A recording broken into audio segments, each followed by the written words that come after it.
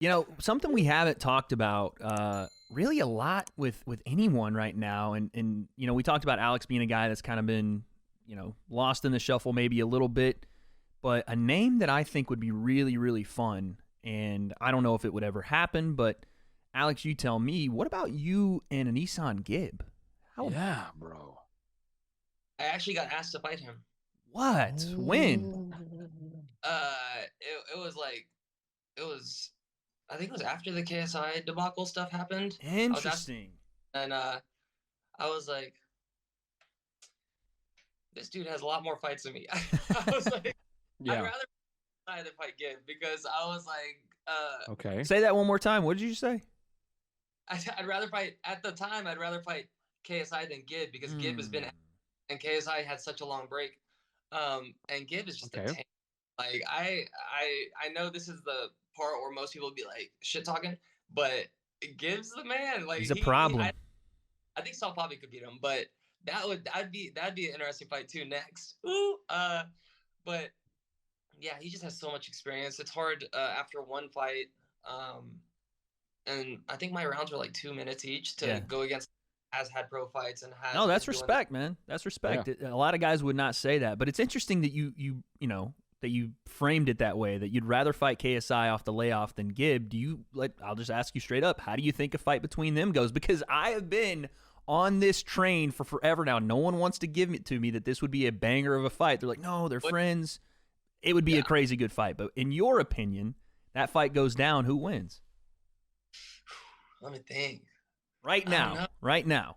Oh, right now I think GIB. Right now. You know what? You know what's crazy though too? There's not a lot of people that would disagree behind closed doors. I'm just saying, I've heard from a lot of different people. Now that's not my opinion because I don't know. I want to see KSI in there with someone that's going to challenge him, but there's a lot of people starting to say stuff like, listen, you know, this fight's closer than people think. KSI's not just going to walk through GIB, you know? Well, GIB can crack now, and that's the difference. Yeah, and I would be like, oh, GIB, because it'd be similar to fighting Jake because the height difference, because KSI's tall, but he's familiar with that now, and like he's prepared for that. Obviously, like, it would be interesting. It would be very. They're two bulls in a china shop. Just both of them pace, pressure. Just it would be so crazy to see who would take that first back step. You know. You know who else I was in talks of fighting? Tom Zanetti. Really? Oh wow. They actually ASI fight. They asked me to be a main event of another Misfits one. But then I was like, oh okay. And then they said Tom Zanetti. I was like, who's that? And then I let my guy know. I was like, hey, I'm gonna talk to my coach. We're gonna do some research, find out who he is, and see what he. And I was like, I'll have a answer for you. It was like Thursday. I was like, I'll have an answer for you Monday. And they're like, okay. And then like 2 days later, I guess they decided that they didn't want him as the main event anymore. And then I think he became Hasim Rockman Jr. Okay, so this is for number 3. It was supposed to be for number 3. Okay, interesting. Because they were, I guess they were like interested, and then they were like, oh no, we don't want this fight anymore. So listen, this is another reason you got your eye on that Slim fight, because now Slim's taking him on. You know, and that's another one that you could possibly listen. If they've already asked you to fight Tom Zanetti, and now he's fighting Slim, it would make sense that you possibly would be in the slot to get the winner. You know, I mean, it doesn't. That's not far fetched. I did a little research on Zanetti. He looks good. Like he looks. I think he's Slim's toughest fight, but it just has like no head movement though. But other than that, he can fix that. He looks pretty good. He's hitting hard. He's hitting fluid. It's not like he doesn't bring it out too much. It's like straight punches. Yeah. So Muay Thai guy. Yeah. Yeah, that one's going to be interesting. Man, it's crazy how many names have been thrown at Alex. It's very interesting to hear Alex a lot of this. In the I'm mix. saying, and this is not going to stop though, man. The more when he gets back in, and I'm telling you guys now, this is not because Alex is sitting here with us. When he gets back in and shows people what he's been working on, it's going to blow people's minds. I have no doubt about it. It's going to blow people's minds. But speaking of you know, fights coming up, man, you know, we talked a lot about what you got on the horizon, but your quote-unquote manager, your conciliatory, the man that apparently controls your entire career, Jake Paul, is going to be fighting. Is going to be fighting. Who? What is he's like, what is this guy? Yeah, the guy that paid you $2 million to not fight KSI. Of course, we know this now. Oh my god, it's been confirmed. What do you, Sensei? This is confirmed stuff. Come on now. Dude, YouTube boxing and I got $500,000 to ride for Alex. This is how it works. So they bought me off too apparently. Yeah, how much do I get? I want to get in on this. Nah, bro, you got the happy punch money. You chilling. Golly, bro, golly. But no, yeah, take that off. What do you see for Jake coming up, Alex? He's in talks to possibly fight Tommy, possibly Nate Diaz. What would interest you most for Jake coming up next after the Anderson win? Is that the two people that are he's in talk? Like he's on record saying he sent out contracts to both guys. There's supposed to be a third man out there as well. I don't know who that would be, but after fighting Anderson Silva and doing what he did, putting down Anderson Silva and then outboxing him for 8 rounds, like what do you do next? What's his next challenge in your opinion? Well, I think Nate Diaz would be a lesser form of Anderson Silva. Like I think he would be good, but I think he wouldn't be as good as Anderson was.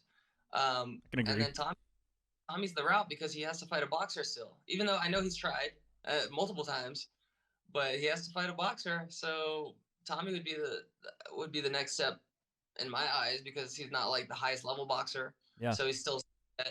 I think Jake wins that. Pretty easily. The way you said that made it sound like Jake just mows right through Tommy. Do you think it's an easy fight for Jake? I think so. I think I'm done doubting Jake. He just keeps being. That's where we're at too, bro. Bro, I got a text from BJ Flores not the day after the fight ended, about 15 minutes after the fight ended. He goes, "You're gonna learn, Wade. One day you'll learn." I was like, wow. Because I picked Anderson. I was like, dude, this makes no sense. Like apples to apples, Anderson beats Jake because he's one of the greatest strikers that's ever lived. Old age aside, this was what should have happened, and it didn't. Yep. So I'm with you, man. It's hard to keep doubting the guy. It really is. I was like, even at the beginning, it was like Nate Robinson, and my friends were like, they're really big NBA guys. They're like, nah, he's a professional athlete. He's been a whole athlete his whole. and then Ben, I was like, I don't know. He looks like he could take a hit. No. And then Woodley, that was actually the first fight. But he couldn't do it either. And then Anderson, and I think. He's had a lot of MMA guys. He needs to fight a boxer now. Yeah.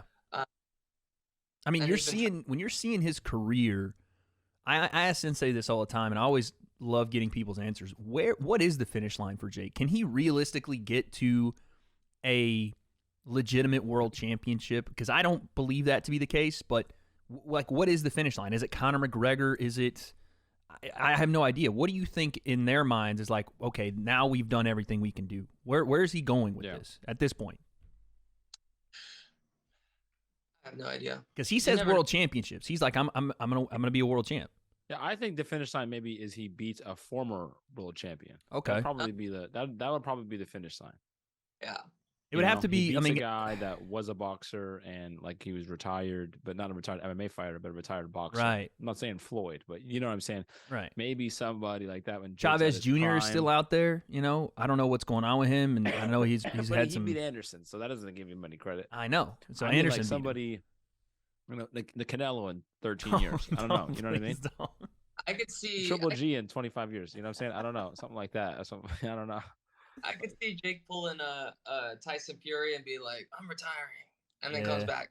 Yeah. I'm retiring. Yeah. Back.